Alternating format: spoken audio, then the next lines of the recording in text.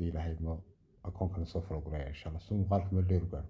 maanta waxaan noocayaa guriga goglan oo ku yaala Jigjiga waa laba guri waa guriga aan arkaysan waa shan qol afar daay fadhi wuxuu ku yaala Jigjiga gaar ahaan wadada Musabbix ama wadada cusub ee Musabbix hadii lahayd halkaas ku yaala guriga waxa lagu kireynayaa $1,000 hadii lahayd insha Allah hadii dhowr bilood kale hadda dhowr bilood doonayso wada hadal ku afrin ama saayirad alaabtiisa dhawaan baa la dhigay alaab cusub baa la dhigay gurigu waa cusub yahay alaabtu waa cusub tahay cidiyana kaaga horay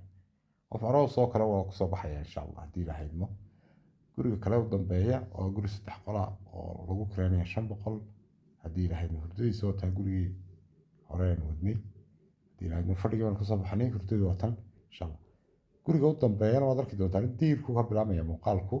isagana hadii lahayd waxa lagu kireynayo $500 insha Allah waxaanu ku yaalaa wadada wuxuu ku yaalaa wadada Musabbix bay iga dhigtay wuxuu ku yaalaa area qamar buu ku yaalaa area qamar buu ku yaalaa isna waa cusub yahay alaabtiisuna waa cusubtay guriga hadii lahayd marka muuqaalkeena si la garay hadda Facebook iyo daawanayso kale soo bir akoonka TikTok hadda iga daawanayso dilal.net fadlan qaybta furniture cusub waa soo galiyay dilal.net baa la dhaxal ka soo dhigay insha Allah dibadiisa waa taa guriga waa guri cusub guriga 3 qol ahana waa ka insha Allah laakiin waa $500 marka samarkiina waa dhow yahay fadlan hal soo yaaco hadda mas'ala ka doonayso niyo hargeysa xaraaw Jigjiga 150 everything hargeysa afarta been jaaba guriga dadka doonayso waxaad noo soo sheegaysaa inta qol aad doonayso inta bilood doonayso dad guriyaha ka heshana ama page-kayga guriyaha ku jira aad ka heshana screenshot ka soo qaad ama soo dejiso noo soo dir WhatsApp-kayga xagga dambe aan ku sheegnaa insha Allah ka degdegin muuqaalka insha Allah bidna kalim muuqaalkan si la garay insha Allah waa like to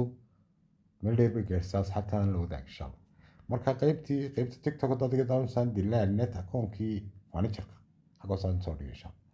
Allah aqal haas 3 qolna waa top baska Jigjiga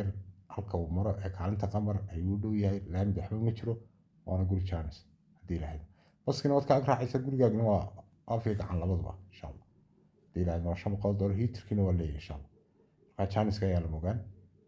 haddaad iga daawanayso barteena YouTube-na fadlan ugu soo bir oo muuqaal si like garay subscribe na saar hadii lahayd ma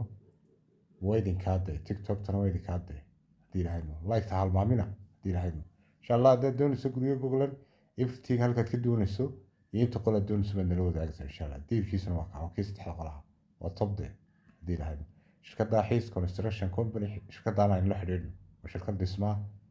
gurigaaga dad Chelsea doonayso inuu kaga bedelo everything waa lambarkana